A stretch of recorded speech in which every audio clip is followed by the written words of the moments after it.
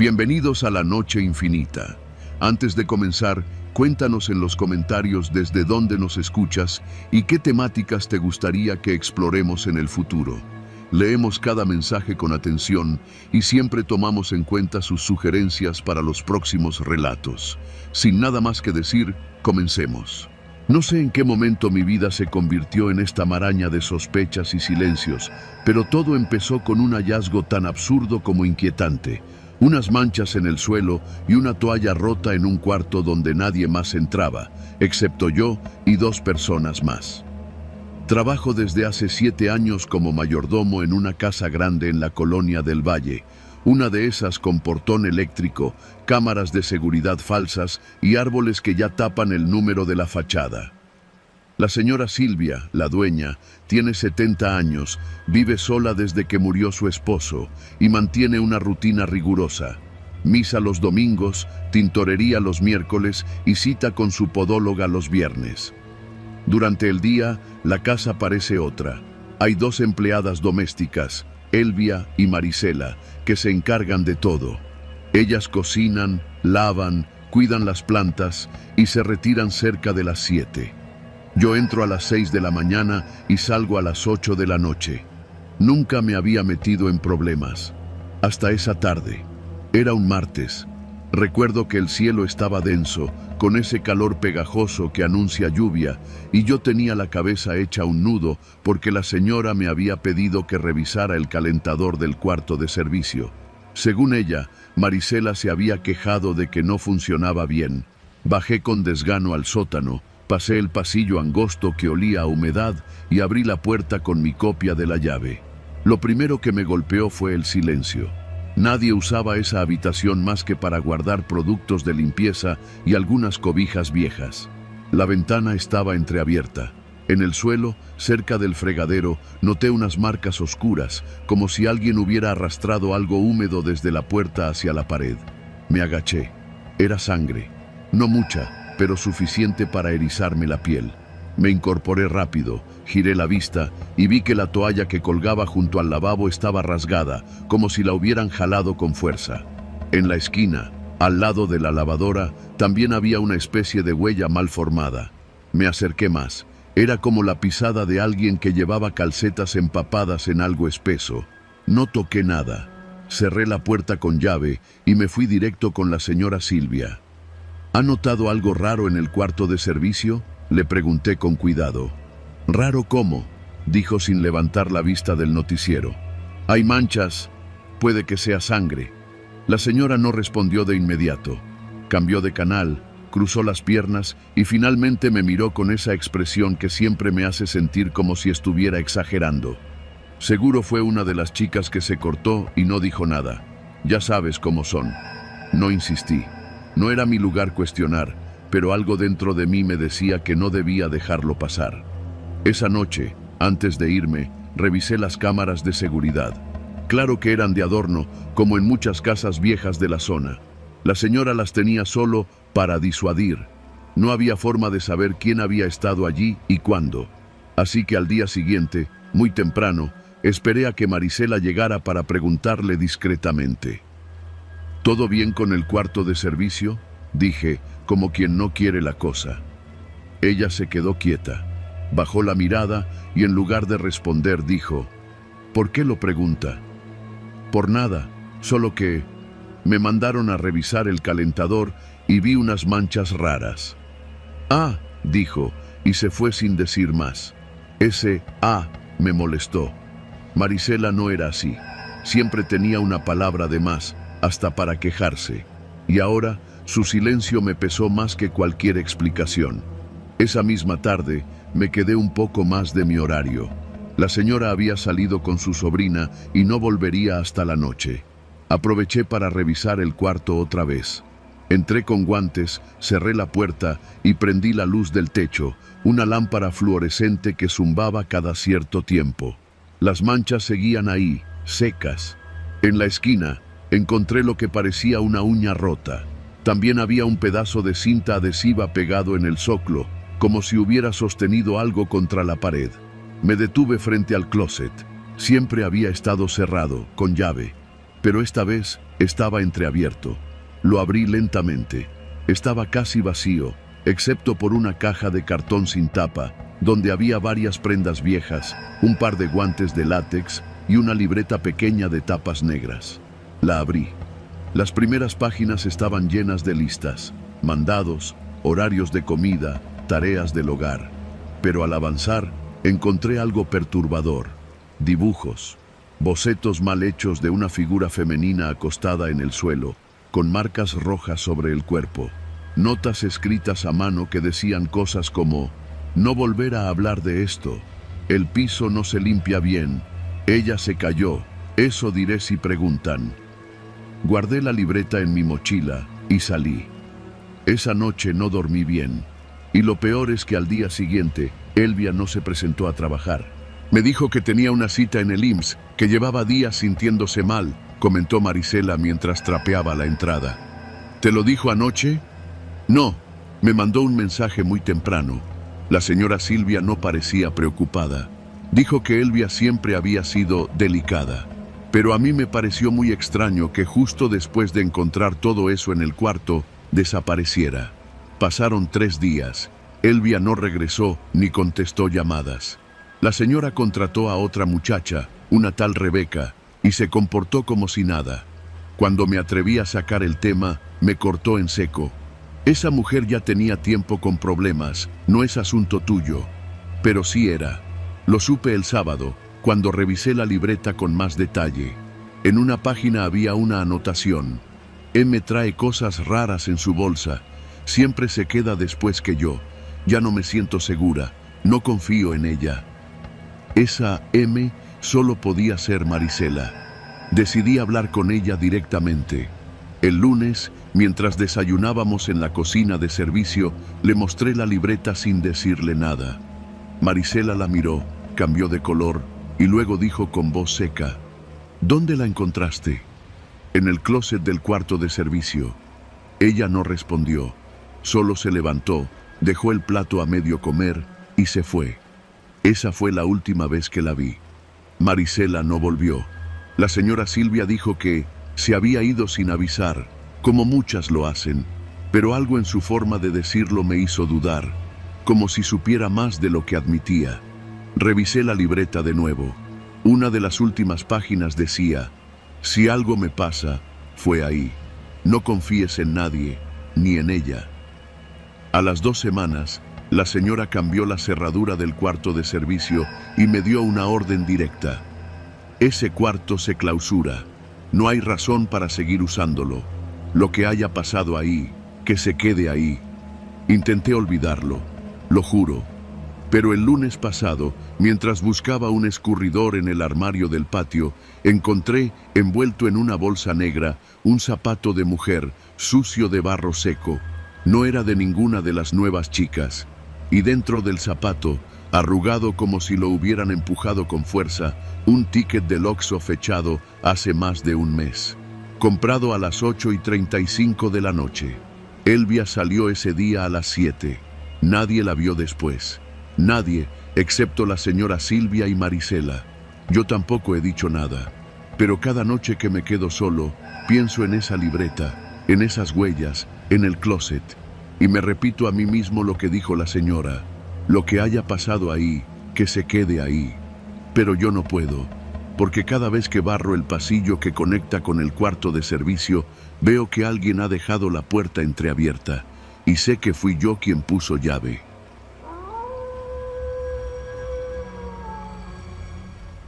Trabajo en una de esas casas donde todo huele caro. Piso de mármol, cocina con electrodomésticos europeos, techos altos y cortinas gruesas que no dejan pasar el polvo ni la verdad. La señora Alicia me contrató hace más de 4 años para cuidar a sus hijos, limpiar la casa y ayudar con la comida. Vivía en la misma propiedad, en un cuarto aparte, detrás del patio de servicio. Tenía mi propio baño, una litera angosta y una ventana que daba directo al muro de la casa de atrás. Nada del otro mundo, pero tenía agua caliente, señal de celular y un sueldo que, aunque no era espectacular, me alcanzaba para mantener a mis papás allá en Pinal de Amoles. Desde afuera, todo parecía perfecto. La casa estaba en el fraccionamiento más exclusivo de Juriquilla. Puros vecinos con camionetas nuevas, guardias que saludaban con sonrisa forzada y calles donde los árboles se podaban con nivel de escuadra. Por dentro, por dentro las cosas se sentían diferentes. Mi jornada era larga. Comenzaba a las 6:30 de la mañana y a veces no terminaba hasta pasada la medianoche. Cuidaba a los gemelos de 6 años, Sebastián y Nicolás. Los recogía de la escuela, les daba de comer, los bañaba y en las noches contaba cuentos. Cuando el señor Arturo, el esposo de la señora Alicia, estaba en casa, la tensión subía. Era un hombre seco, de esos que miran con desdén incluso cuando están de buenas. Nunca me habló por mi nombre, siempre me decía, la muchacha. Las otras 2 empleadas que trabajaban conmigo no duraron mucho. En mis primeros 6 meses vi irse a 2 cocineras y una mujer que ayudaba con la plancha. La última se llamaba Mireya. Duró menos de 3 semanas. Un día dijo que no se sentía cómoda, que se iba. Esa misma tarde se cayó por las escaleras de servicio. Se fracturó la cadera.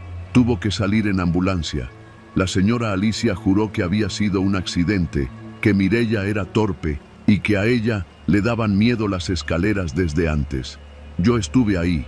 La escalera no tenía ni una gota de agua, ni una cáscara, nada. Simplemente se cayó. Pero bueno, uno en este trabajo aprende a no hacer muchas preguntas. Un año después, cuando me atreví por primera vez a decirle a la señora que quería irme, que extrañaba a mi familia, que quería estudiar enfermería en San Juan del Río, su cara cambió. Se quedó quieta, con la cuchara de madera en la mano, como si estuviera decidiendo algo. Luego sonrió, pero no fue una sonrisa amable. Fue una de esas que uno ve cuando el perro de la casa gruñe con el hocico abierto, pero aún no muerde. ¿Renunciar? ¿Y cómo crees que vamos a hacer sin ti? Los niños te adoran. Te has vuelto parte de la familia. Le dije que podía quedarme unas semanas más, hasta que encontrara a alguien que me reemplazara. Esa misma noche, saliendo del supermercado al que iba cada miércoles, un coche me atropelló.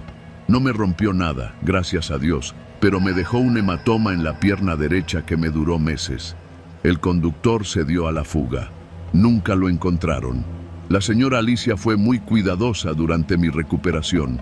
Me trajo medicinas, me sirvió el desayuno un par de veces, me trató como si de verdad me quisiera, pero no me dejó irme. Pasaron 2 años. Me resigné. Pensé, ya ni modo, al menos tengo techo y comida. Pero todo cambió cuando conocí a Emiliano. Era chofer de una de las casas vecinas. Nos cruzamos varias veces en la entrada del fraccionamiento y empezamos a hablar. Él también era de un pueblo en la sierra. Me hacía reír. Me traía tamales los lunes. Me decía que yo merecía más que estar encerrada en esa casa con patrones que ni siquiera se sabían mi apellido. A los 2 meses me propuso que nos fuéramos juntos a León, que él tenía familia allá, que podríamos empezar de cero. Dije que sí. Esa tarde, antes de irme a dormir, le dije a la señora Alicia que me iba, que de verdad me iba. Su rostro cambió. No gritó, no lloró, solo me dijo, qué pena, ya te considerábamos parte de la familia. A la mañana siguiente, Emiliano no llegó. Lo llamé, le escribí, nada. A mediodía, el portero del fraccionamiento me dio la noticia. Lo habían encontrado muerto en su coche, en el estacionamiento de un centro comercial. Asfixia. Las ventanas estaban cerradas y el motor encendido. Dijeron que probablemente se durmió con el aire prendido y se intoxicó. Pero yo lo conocía. Emiliano no hacía esas cosas. Nunca se dormía en el coche. Yo lloré en silencio. No dije nada. Volví a limpiar los pisos. Volví a cambiar pañales. Volví a fingir que no sabía nada. Intenté renunciar de nuevo una semana después. Me tomé valor, escribí mi carta, la imprimí en una papelería del centro. La metí bajo la puerta del despacho del señor Arturo. A los 2 días, mientras estaba lavando los platos, me corté el dedo con un cuchillo que no había dejado yo. Era un cuchillo que no pertenecía a la cocina, uno viejo, oxidado. La herida se infectó. Estuve con fiebre 3 días. No me llevaron al hospital.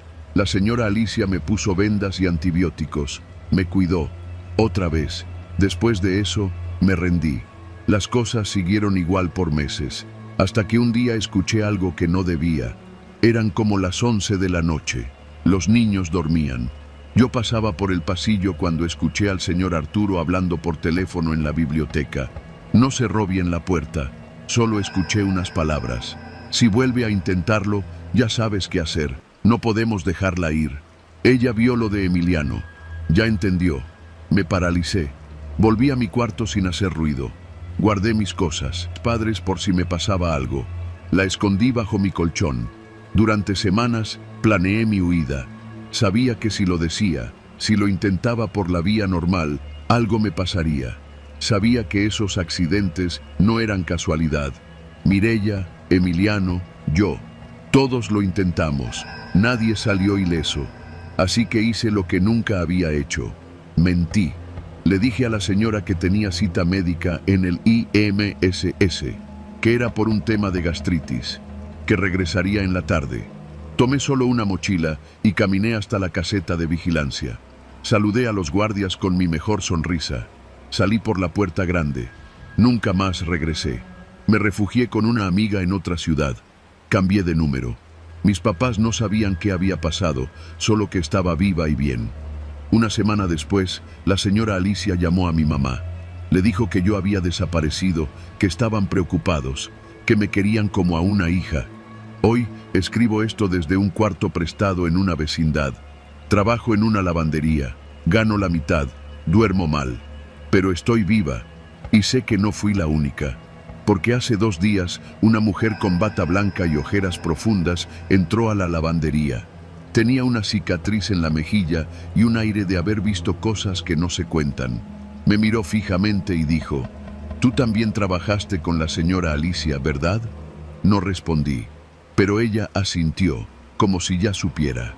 Nosotras nunca renunciamos, solo escapamos y algunas no lo logran.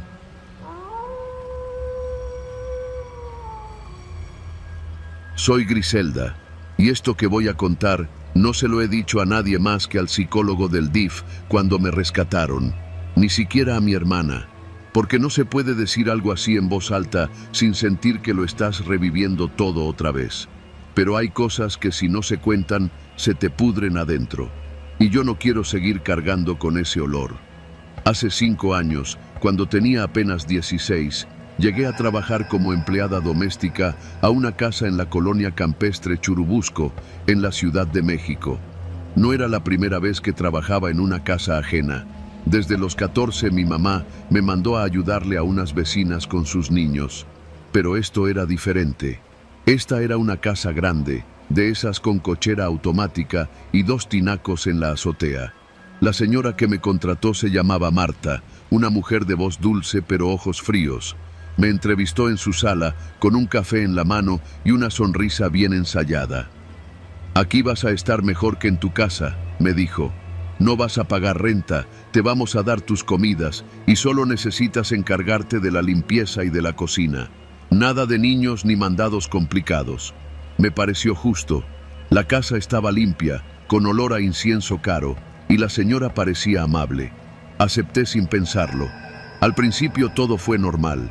Me dieron un cuartito chiquito al fondo del patio, con cama, baño y una tele vieja.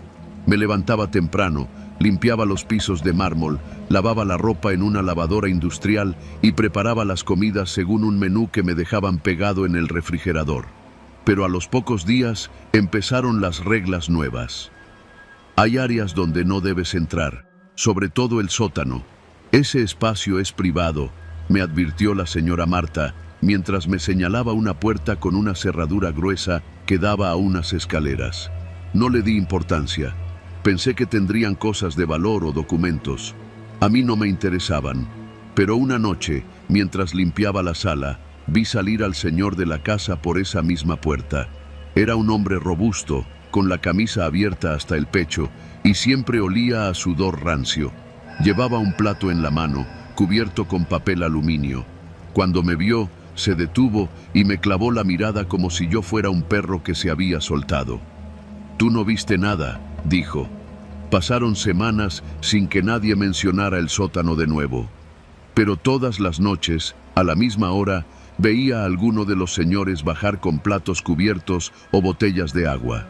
Y al día siguiente, los trastes regresaban sucios. Yo los lavaba sin hacer preguntas. Una noche, mientras tallaba un vaso con una sustancia espesa y rojiza pegada al fondo, sentí que algo no estaba bien. Olía raro, como cobre, como metal. Pero volví a guardarlo y seguí trabajando. No era mi problema. Hasta que un día me despertaron a las 3 de la mañana.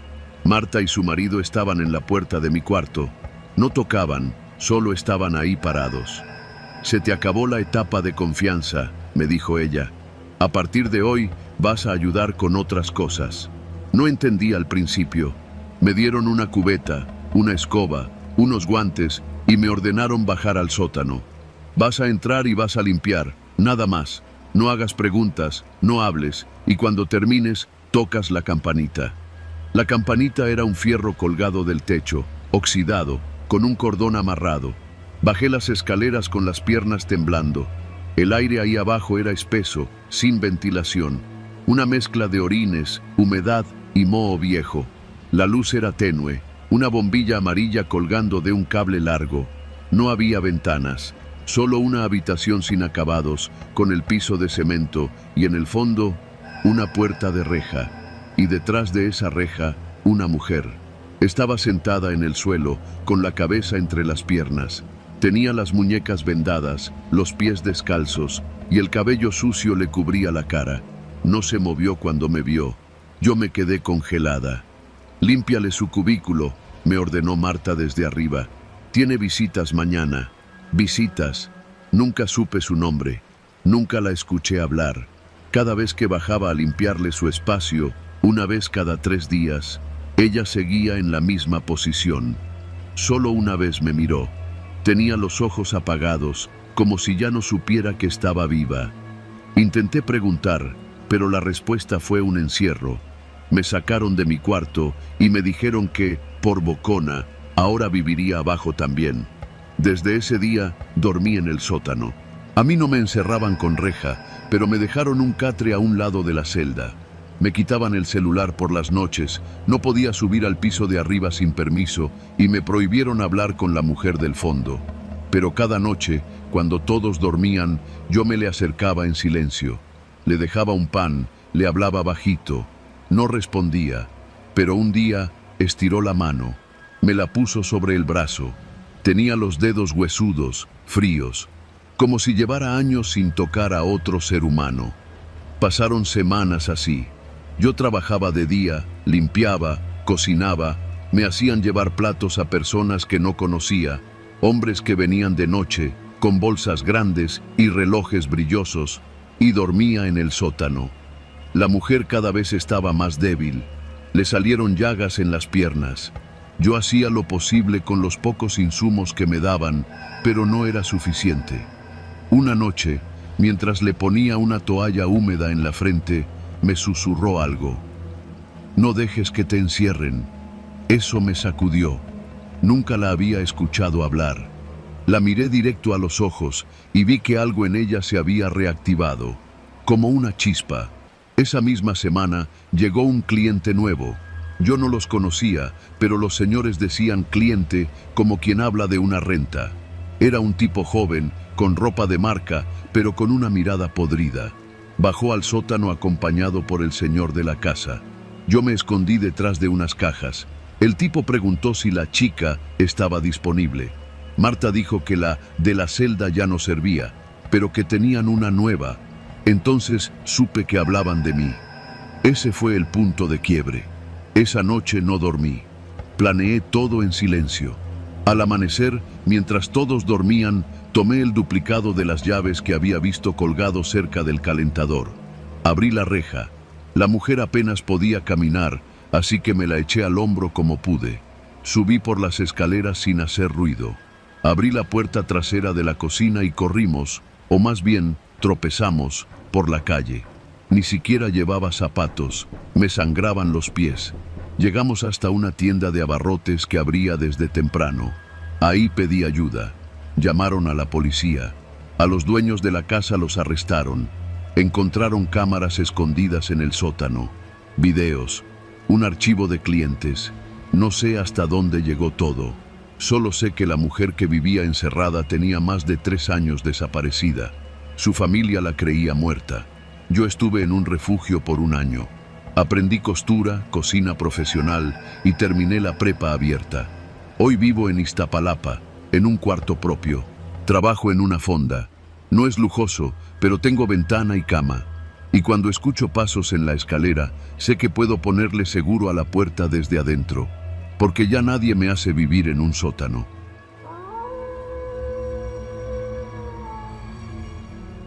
Mi nombre no importa, porque ya no sé cuál es. He tenido tantos en tan poco tiempo que a veces, al escuchar uno nuevo, tardo en saber si están hablándome a mí. Esta es la historia de cómo terminé atrapada en algo que parecía una oportunidad, pero resultó ser una condena disfrazada. Todo empezó en Ciudad Nezahualcóyotl, donde vivía con mi hermana menor en un departamento de lámina y ladrillo que apenas aguantaba la lluvia. Mi madre murió cuando yo tenía 16 y desde entonces me tocó hacerle de todo: hermana, madre y a veces hasta padre. Mi primer trabajo formal fue como empleada doméstica en Las Águilas, al poniente de la Ciudad de México. Casi 2 horas en combi desde mi casa, pero pagaban bien. Ahí conocí a otra muchacha llamada Evelia, originaria de Michoacán. Ella me habló de un contacto que tenía trabajos más fáciles y mejor pagados para las que, como nosotras, no teníamos estudios ni papeles en regla. Evelia nunca fue muy abierta, pero cuando me vio contar los billetes y separar la mitad para pagar la renta atrasada, me dijo: si de verdad quieres salir de aquí, te puedo recomendar. No pregunté demasiado. A veces es mejor no hacerlo. 1 semana después, Evelia me llevó a una dirección en la colonia Clavería. Era una casa grande, vieja, pero bien cuidada. Tenía esas rejas blancas oxidadas y un portón verde de lámina. Adentro me recibió una mujer que se hacía llamar Doña Berta, una señora de unos 60 años, delgada, con cabello perfectamente peinado hacia atrás. Su voz era dulce, pero sus ojos estaban muertos. Lo noté en cuanto me ofreció café. Aquí no se le hace daño a nadie, dijo. Solo ofrecemos oportunidades para muchachas como tú. Dijo que era una agencia privada que ayudaba a colocar empleadas domésticas en casas de personas de alto perfil, políticos, empresarios, embajadas, y que, para protegernos, nos daban nuevas identidades. Nada de redes sociales, nada de usar el teléfono. No se trataba de esconderse, sino de pasar desapercibida. El contrato, según ella, era de palabra. Si aceptaba, no podría regresar por lo menos en 6 meses. Yo estaba desesperada. A la semana siguiente, me entregaron mi nueva identificación. Ahora me llamaba Leticia Ramírez González, originaria de Saltillo. Me dieron una CURP, un INE y hasta una cartilla de vacunación falsa. Todo parecía perfectamente legal. Me sorprendió lo rápido que consiguieron todo. Me mandaron a una casa en Lomas de Chapultepec. La dueña, una señora francesa casada con un abogado mexicano, era amable, pero reservada. Cuidaba a sus 3 niños y limpiaba como cualquier trabajadora. La paga era generosa y puntual. Hasta ahí, todo iba bien. Pero algo no cuadraba. La primera vez que supe que algo andaba mal fue cuando vi a otra muchacha como yo, bajando por las escaleras traseras con una maleta en la mano. Era de Veracruz, según me dijo, pero al preguntarle su nombre, titubeó. Mariana, bueno, ahora me dicen Mariana. Fue entonces cuando entendí que yo no era la única con una identidad nueva. Empecé a fijarme más.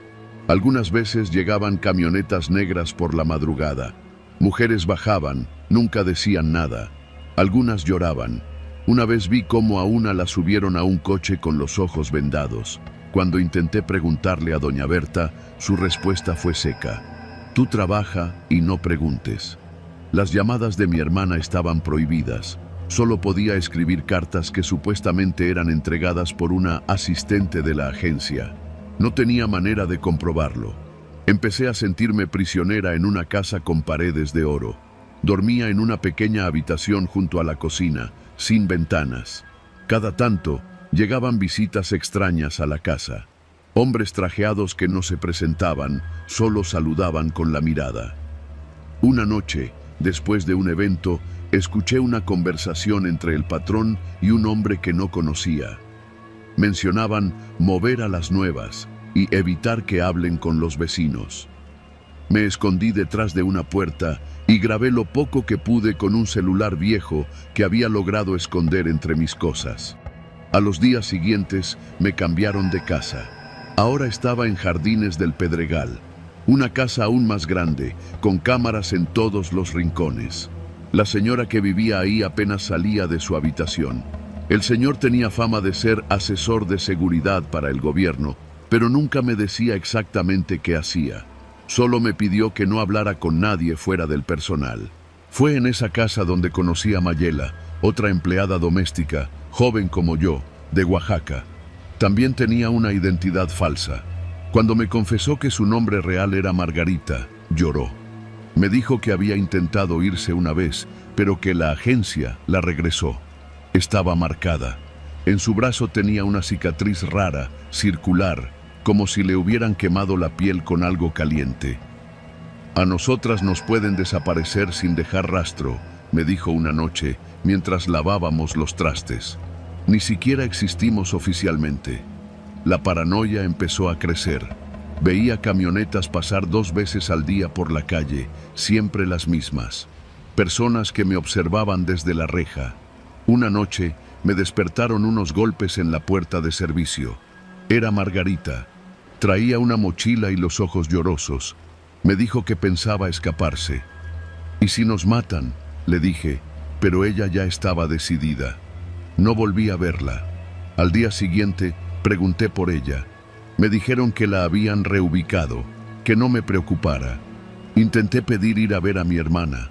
Inventé que estaba enferma. Me negaron la salida. Cuando amenacé con llamar a la policía, doña Berta llegó en persona. Su tono era calmado, pero firme. «¿Quieres regresar a Nesa? Está bien, solo que tu hermana ya no está allí». Me congelé. ¿Qué significa eso? Solo te digo que no vale la pena rebelarse. Aquí todas tienen un lugar, un propósito. Si no lo entiendes ahora, lo entenderás después. Fueron los 3 meses más largos de mi vida. No dormía, apenas comía. Una noche me encerré en el baño y volví a escuchar el audio que había grabado semanas antes. Lo subí a una cuenta de correo anónima que había creado desde un celular robado. Después escribí una carta y la dejé en el jardín del vecino, dentro de una caja de cereal. No sabía si alguien la leería, pero tenía que intentarlo. Esa misma semana hubo un cateo. Dijeron que era por tráfico de personas con documentos falsos. Me sacaron de la casa envuelta en una cobija, mientras los medios grababan desde lejos. Doña Berta fue arrestada, junto con al menos 6 personas más. Nunca supe si fue la carta, el audio o alguna otra víctima que también se hartó. Me llevaron a un refugio. Recuperé mi nombre verdadero. Me ofrecieron protección, ayuda psicológica y un nuevo lugar para empezar. Mi hermana, gracias a Dios, estaba bien. Solo la habían intimidado para que no preguntara por mí. Nos reencontramos después de más de 6 meses. Hoy tengo otro trabajo, también como empleada doméstica, pero para una familia sencilla en Coyoacán. No me da vergüenza decirlo. Ahora sí me llaman por mi verdadero nombre. Ahora sí existo. Pero cada vez que alguien toca el timbre de la casa sin avisar, mi cuerpo se tensa. Porque aprendí, a la mala, que hay lugares en esta ciudad donde las personas se convierten en mercancía y las identidades se venden como si fueran frutas en la banqueta. Y lo peor es que nadie se da cuenta, porque todo está hecho para que parezca normal.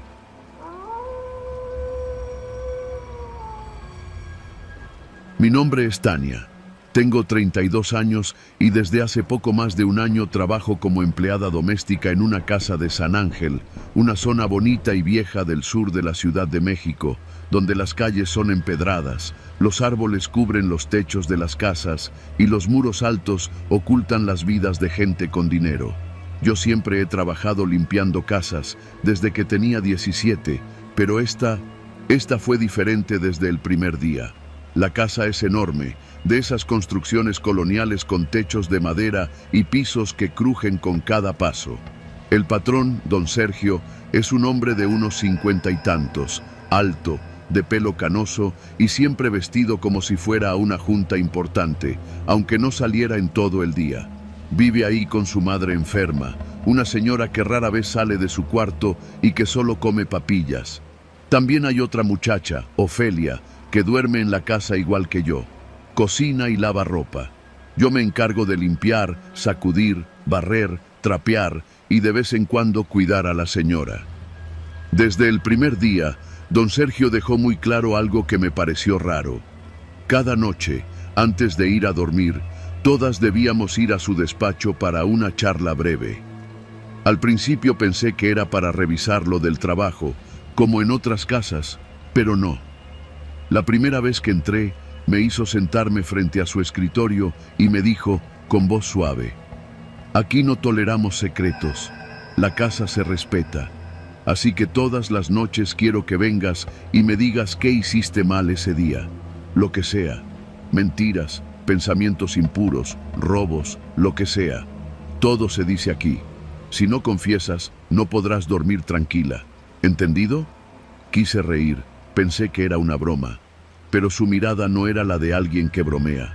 Su oficina estaba llena de libros, cuadros religiosos y un crucifijo enorme sobre la pared. Todo olía a incienso, como si fuera una capilla. No supe qué decir, así que solo asentí. Así empezaron las confesiones. Cada noche, después de cenar y de acostar a la señora, nos turnábamos para ir al despacho. Primero Ofelia, luego yo. Al principio me inventaba cosas, que se me cayó un vaso, que me robé una galleta, que pensé en salirme temprano. Él escuchaba, no decía nada, solo asentía y al final decía una oración en voz baja y me dejaba ir. Con los días empezó a hacerse una rutina, rara pero rutina. A veces me preguntaba cosas específicas. ¿Hoy pensaste mal de alguien? ¿Deseaste algo ajeno? ¿Mentiste al hablar con la señora? Me incomodaba, pero no decía nada. Era un buen sueldo, comida incluida, habitación propia. Todo cambió el día que faltó Ofelia. Una noche, don Sergio me dijo que Ofelia se había ido. Así, de un día para otro. Me dijo que había decidido marcharse porque no tenía el corazón limpio. Cuando pregunté más, solo me respondió: «Las que no confiesan con sinceridad no duran aquí». A partir de ahí, me sentí más sola. No podía hablar con nadie. La señora estaba cada vez más enferma y don Sergio parecía más controlador. Me revisaba la habitación, me preguntaba cosas personales en las confesiones, cosas que no tenían nada que ver con el trabajo. ¿Te has acostado con alguien recientemente? ¿Le mentiste a tu madre por teléfono? ¿Deseaste la muerte de alguien? Cada vez más invasivo. Un día, mientras barría el cuarto de la señora, noté que faltaban algunas cosas. Un rosario, unas fotos viejas. En su lugar había una caja de madera con candado. Estaba debajo de su cama, apenas visible. Cuando traté de moverla, don Sergio apareció de repente. «No toques eso», me dijo con tono firme. «Es de mi madre». Pero ella ni siquiera podía hablar. No reaccionaba. Vivía postrada, apenas movía los ojos. A partir de ese día, él comenzó a encerrarse más con ella. A veces, desde mi cuarto, escuchaba que le hablaba por horas, como si le estuviera leyendo algo. Me empecé a sentir observada, no solo vigilada, observada, como si la casa entera supiera que pensaba escaparme. Sí, lo pensé. Pensé en irme muchas veces, pero no tenía a dónde. No tenía dinero ahorrado, y algo dentro de mí, no sé, Sentía que si me iba sin confesar algo importante, me pasaría algo, como si la casa se diera cuenta. Era una sensación absurda, pero real, como si la culpa viviera en las paredes. Una noche no confesé nada, mentí. Dije que todo estaba bien, que no había hecho nada malo, pero sí lo había hecho. Había entrado al despacho de don Sergio mientras él estaba en la cocina. Buscaba mi celular, que él me quitaba por las noches para que descansáramos mejor. Y lo encontré. Pero también encontré otra cosa, un cuaderno. Era un cuaderno viejo, forrado con tela negra, con hojas amarillentas. Al abrirlo, me di cuenta de que estaba lleno de anotaciones, fechas y nombres, de mujeres, con detalles sobre sus pecados, cosas privadas. Algunas páginas tenían manchas oscuras, en otras, dibujos extraños, formas de cruces, frases en latín. Vi el nombre de Ofelia, también otros que no reconocí, y luego vi el mío. Solo una hoja, pero ya había detalles que yo jamás había dicho en voz alta. Cerré el cuaderno y me fui, temblando. Esa noche, cuando me tocó ir al despacho, mentí. Dije que no había hecho nada. Él lo supo. Lo vi en sus ojos. No me dijo nada, pero su silencio fue peor. Me dejó ir sin oración, sin palabras. A la mañana siguiente, el candado de la puerta principal estaba cambiado. Ya no pude salir. Tampoco funcionaba mi celular. Don Sergio dijo que la señal fallaba en esa zona y que saldría él a comprar cosas, que me quedara con la señora. Pero no volvió. Pasaron 2 días. Comí lo que había en la cocina. Dormía poco. La señora no reaccionaba. La caja debajo de su cama estaba abierta ahora. Dentro solo había una vela, un rosario cubierto de algo seco y un papel con mi nombre, escrito en rojo. La tercera noche, la puerta del despacho se abrió sola. Entré. Estaba oscuro. Encima del escritorio, el cuaderno estaba abierto en una página nueva.